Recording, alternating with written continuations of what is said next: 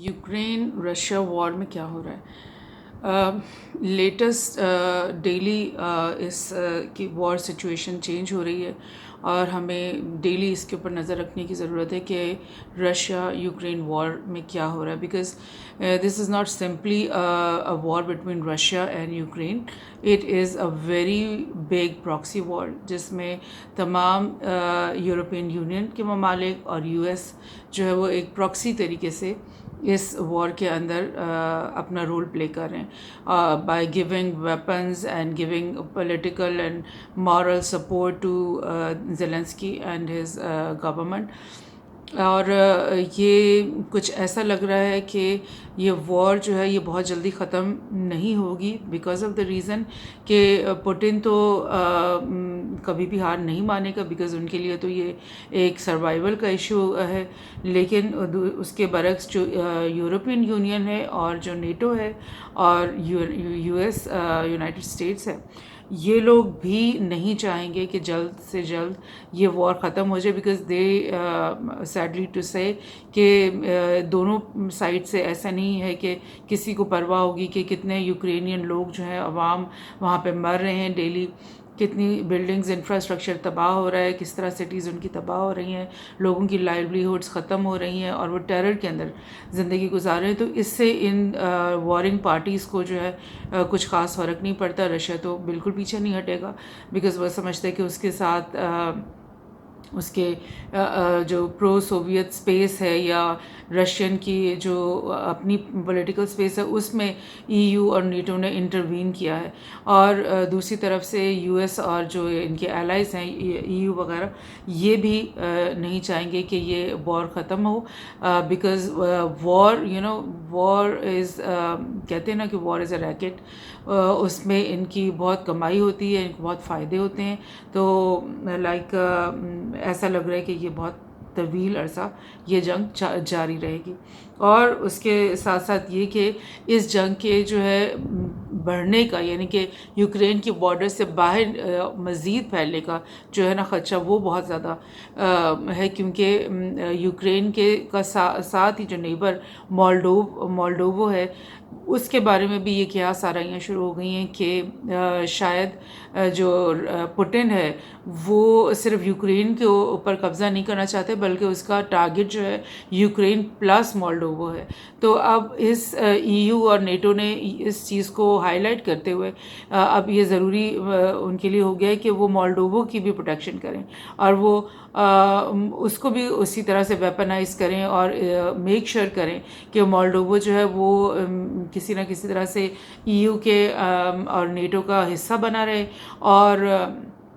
مطلب وہ بھی وار ریڈی ہو جائے. اور جب ایک ملک کو آپ وار ریڈی کرتے ہو تو پھر انیویٹیبل یہ ہو جاتا ہے کہ جو آپ کا اپوزنگ پاور ہے اس کو وہ اس وار کو آگے تک لے جانا پڑتا ہے، بیکاز دے تھنک کہ یہ جو اب وار ریڈی ہوئے ہوئے کنٹری ہے یہ اب ضرور مجھ پہ اٹیک کرے گا. مطلب it's a two way thing. اب ایک اگر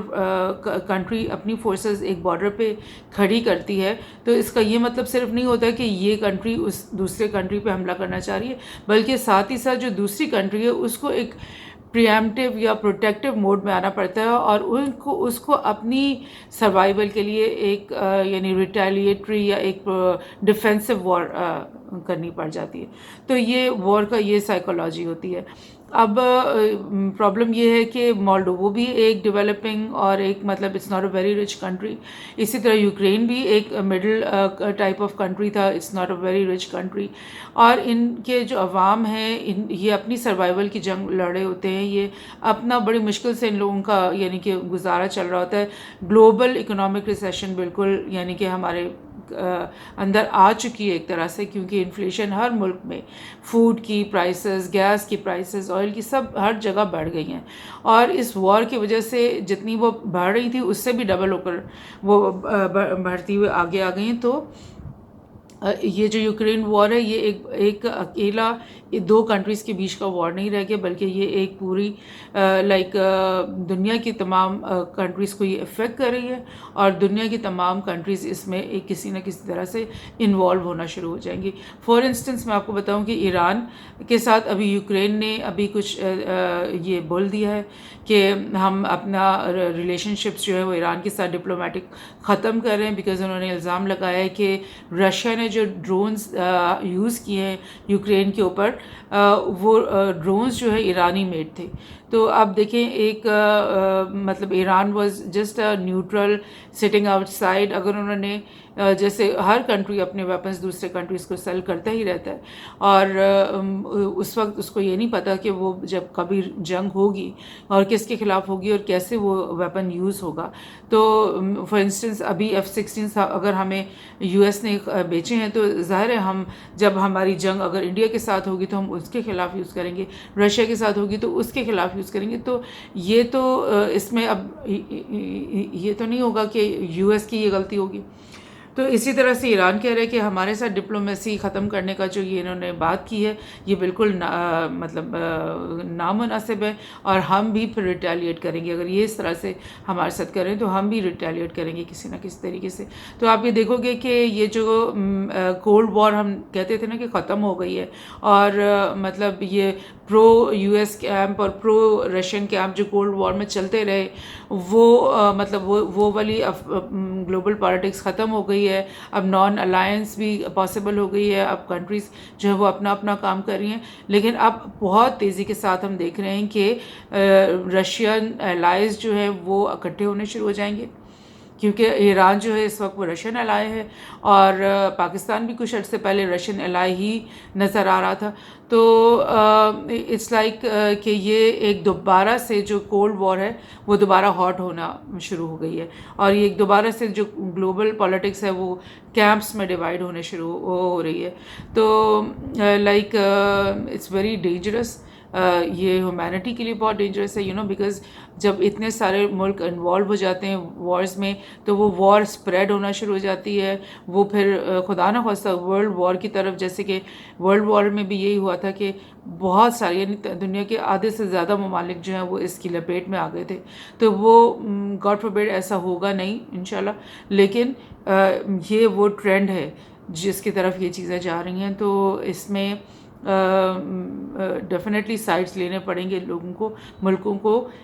کسی نہ کسی کیمپ کے، لیکن دیکھنا یہ ہے کہ رسپانسبل if US says کہ they are the super power and if they say کہ they are the like guardians of the humanity or whatever، یا پھر رشیا says کہ یوکرین جو ہے وہ ہمارا حصہ ہے اور یہ لوگ ہمارے ہیں، تو پھر ان دونوں کو پاورز کو کوئی سینسیبل طریقے سے ٹیبل پہ بیٹھ کر کچھ نہ کچھ ریزولوشن نکالنی ہوگی تاکہ یہ وار یہیں پہ ختم ہو جائے۔ ایرانی یوکرینین پیپل جو ہیں they get some respite and they get to live a normal life and the war stops from spreading outside Ukraine.